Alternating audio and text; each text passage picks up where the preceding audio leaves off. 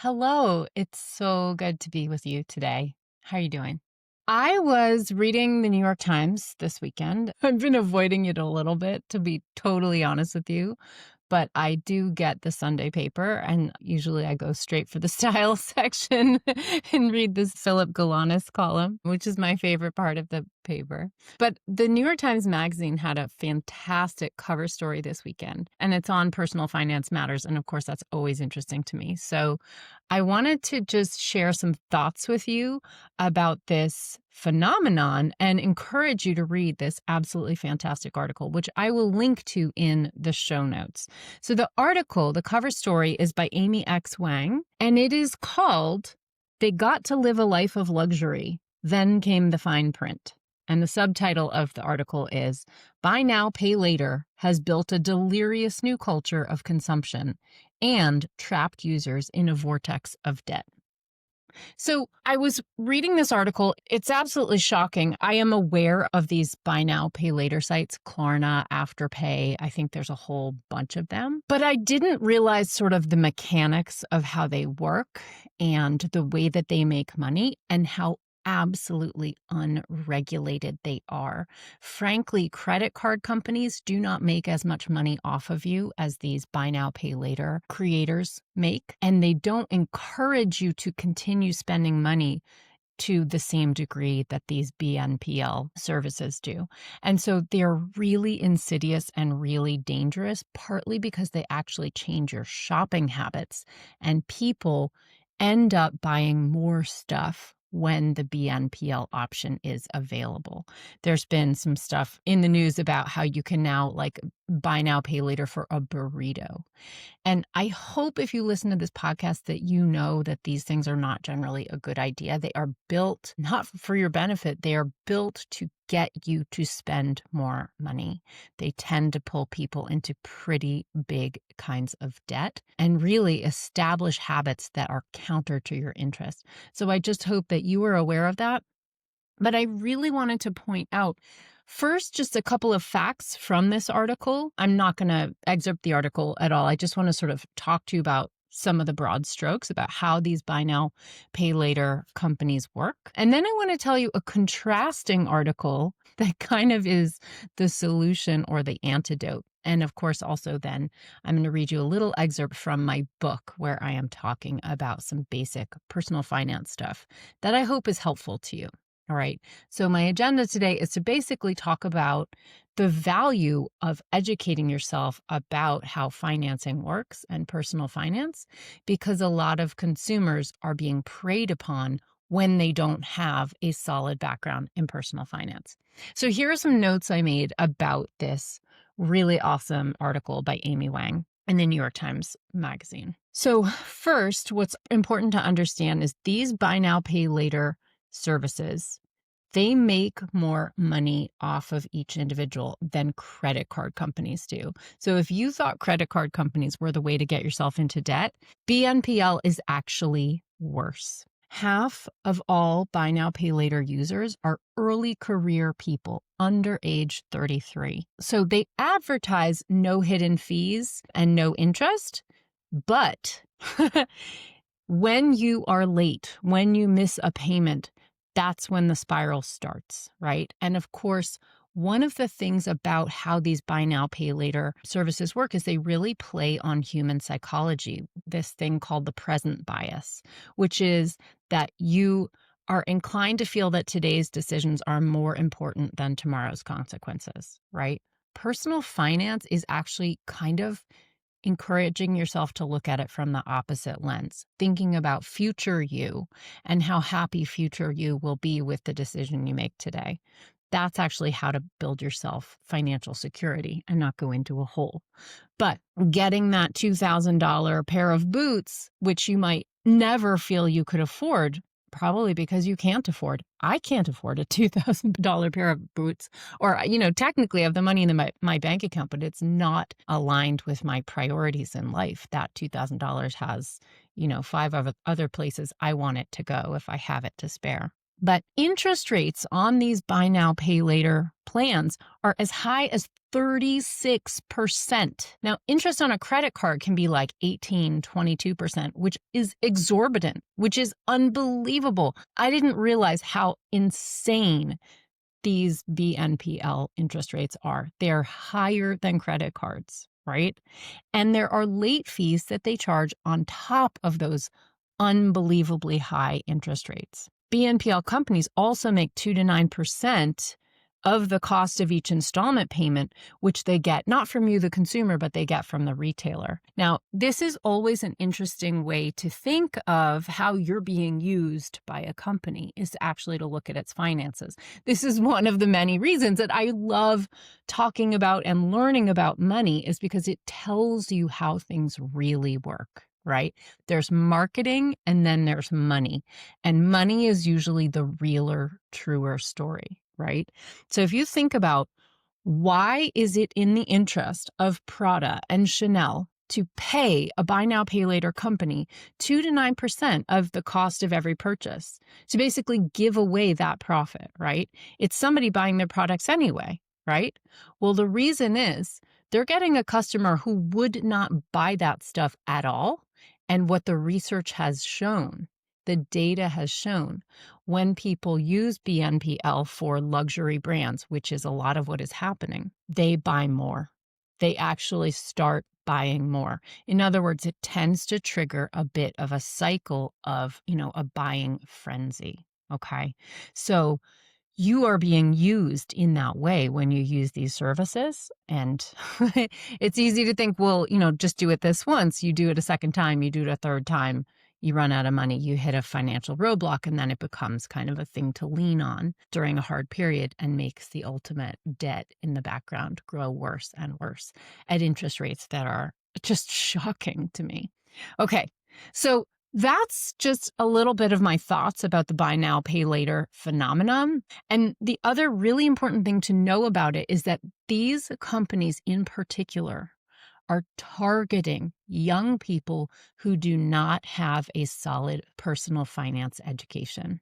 So I just want you to understand that the lack of personal finance knowledge is what is causing people to get into these unbelievable amounts of debt that this article outlines. And it goes through some examples of people who kind of got caught up in that like internet influencer thing and, wanting to have and show off and be a part of buying luxury brands.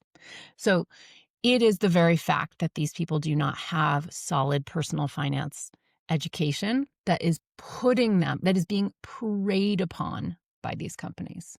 Okay. Now, I want to give you a counterpoint. There's another article that I read over the summer from CNBC where they found data that said that you can put a price tag on the value of a personal finance education. Any ideas what that would be? It's $100,000. So there is data reported by CNBC over the summer that says taking one semester-long personal finance class in high school saved those people in those classes an average of $100,000 over the course of their lifetime. Curiously, one of the primary drivers of that savings was not falling for high interest rates. Exactly what the BNPL people are preying upon. Taking a personal finance class keeps you out of that and puts $100,000 extra dollars in your pocket over your lifetime. So this is, of course, what I want for you. I want you to have this kind of empowerment. I want you to have this kind of education. A lot of us, especially in the arts and humanities, did not get as solid of a financial education as we really rightfully deserve, whether it's because we are written off by, people in a position to teach these things as hopeless, which, of course, that's silly and self-defeating. And sometimes we've grown allergies to personal finance because we've had such terrible experiences with money. And a lot of times I see people tell themselves a story. I've certainly been a part of this myself, where I've actually told myself a story that says, I made such terrible mistakes in my 20s about money. I must be awful at this. I guess I'm just bad with money. I guess I'm just broken forever. But actually, that's not how it works at all. The human learning process often comes from mistakes, right?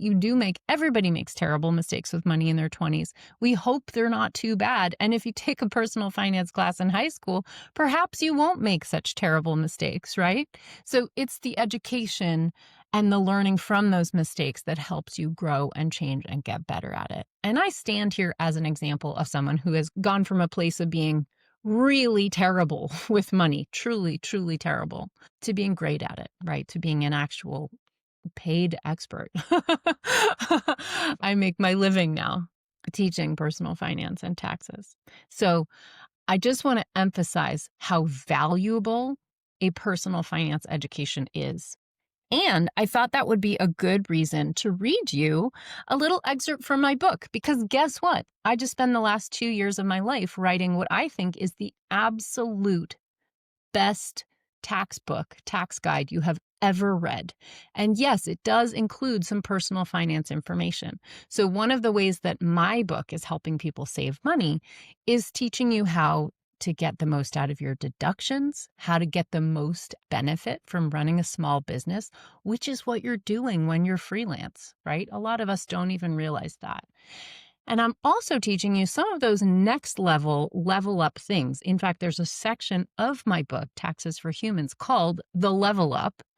And it's got a couple chapters about saving like a millionaire using tax advantaged accounts, finding hidden money, using tax planning to find money that you could be having that you don't currently. So this book is really not about hustling. It's not about earning more or hustling more.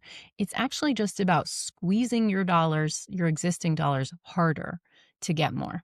So let me just read you a very, very short chapter prepping this section of the book to give you a sense of what's in it. All right. This is from chapter 13 of Taxes for Humans, and it's called Level Up Your Wealth. There is so much to do when you're self-employed. You have to hustle to get more work, hustle to do the work, and then there's the admin of running your own business. It's hard to remove yourself from the day-to-day parts of the business and the non-optional parts, like doing taxes, to do the next level stuff. But take a moment to envision the world you would be living in by taking time to use the skills of up-leveling your money. You could build financial security for your future, do bigger and better projects, gain more visibility, and serve more people with your work. Rest and recharge. Take time off for family or illness. So often, ethical people doing world-changing work write off the idea of their own financial security. But building wealth is not just for your clients and the people you care about in your family and your community. It's for you too. And that's important. Be your own hero. Building wealth is possible for you. Wealth is not a windfall or an accident. It's the product of habit. A lot of us dismiss the idea of learning wealth-building habits. This may be part self-protection, what if I can't? And part self-justification, what if I don't want to put in the effort? We might harbor a fantasy that we'll just win the lottery one day, and then we'll be okay. But even a windfall like that isn't the solution you might dream of. The majority of lottery winners go bankrupt within 7 years. And I want to note that I have a little footnote here that cites that research. This is really a true thing. And you can look at the article called The Lottery Curse. Are lottery winners more likely to declare bankruptcy? So there's research showing that this is a true phenomenon. Okay, think about that. Lottery winners end up worse than if they had never won the money. Why? Because they didn't have the wealth-building habits. Winning money amplified the habits they already had, habits that were often money-losing. Wealth building is a set of skills and habits. If you have bad habits, more money will amplify those. If you have good habits, more money will become even more.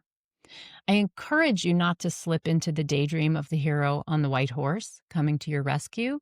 You have everything you need to get started building your wealth right here in this book. Use the tools in this section and you can be your own hero on the white horse. How taxes help you build wealth. Taxes can help you build wealth, really. Building your savings muscle is the hard part, especially in a capitalist economy where you're bombarded with messages training you to spend money to solve all problems, even when half the time connecting with a friend, reusing an item you already have, or getting a good night's sleep will do the trick. Once you can work that muscle, the rest is a learnable, wealth-building skill set that I call the power triangle. It's a magical trio that works together to 1, save like a millionaire, aka using tax-advantaged accounts. 2, find hidden money, aka tax planning. And 3, growing your wealth, aka investing. This is not technically a tax thing, but by investing your money inside tax-advantaged accounts, see number 1, you accelerate the growth of your investments by lowering the cost of them, the taxes part. Because this is primarily a tax book, this section is short and focused on number 1 and number 2, these strictly tax pieces. My goal is to introduce the concepts and whet your appetite for the real possibility of building wealth. I also want you to know that in my program, Money Bootcamp, I dig even deeper into these concepts, including number 3, how to invest. If you want more, you can find my program at sunlighttax.com/moneybootcampimpact. Each piece of the power triangle is its own wealth-building skill. When used together, you maximize every dollar to full advantage. The part I love so much about the power triangle is that it's not about working harder. It's not about earning more money. It's about getting more of the money you have without additional hustle. It's not just a path to wealth, it's a path to rest. All right, so that is just a short and sweet excerpt, the sort of intro part of the wealth building section of my book, Taxes for Humans.